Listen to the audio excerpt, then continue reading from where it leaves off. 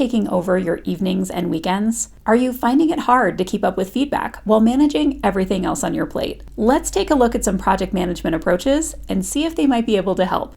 Welcome back to the channel. And if you're new here, I'm Dr. Katie Linder, a certified project manager, change manager, and coach who works full-time leading and supporting teams in higher education. On this channel, I offer real-world examples of how project management translates into the higher ed environment. If you're looking for ways to use project management tools and skills, both professionally and personally, to bring more ease to your work and life, you're in the right place. Today, we're zeroing in on one of the most time-consuming aspects of teaching, grading, and exploring how project management tools and methods can help you manage it more efficiently. First, we're going to start by treating grading like a project. Grading isn't just a task, it's a project with multiple components, deadlines, and deliverables. You can get started by identifying key assignments that will need grading throughout the term, breaking those down into specific grading tasks. For example, 25 midterm essays, 40 discussion board responses per week, and then estimating the time each task will take based on past experience. This first set of steps allows you to treat your grading as a series of mini projects instead of one giant task looming over your calendar. Next, you'll want to create a grading timeline. Use backward design to map your grading schedule from the deadline you need to return feedback. Then you can block out grading sessions on your calendar based on the volume of work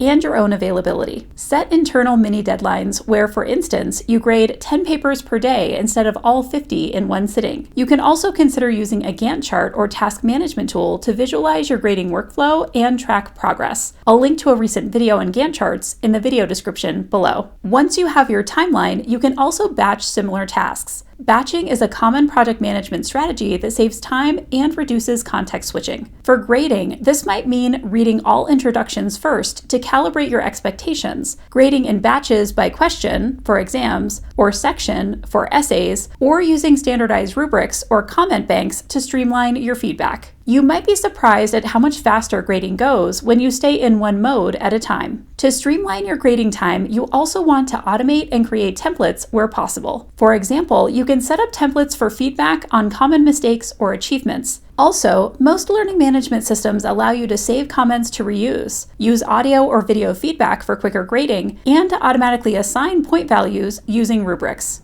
Although creating these automations and templates can mean some upfront work time, they can minimize repetitive work and help maintain consistency in grading over time. Next, you can consider how you want to prioritize and communicate with your grading. Not all assignments require the same turnaround time, so you can use prioritization strategies to focus on high-impact grading first, like major papers or projects. Communicate clearly with students about when they can expect feedback, and consider grading smaller formative assignments on a pass-fail basis with brief comments to save time. Lastly, if you're implementing any of these new strategies into your grading workflow, you'll want to reflect and improve based on what you learn about what works best for you. After each term, conduct a grading retrospective, like you would for a project. You can ask questions like, what grading strategies worked well? Where did you fall behind?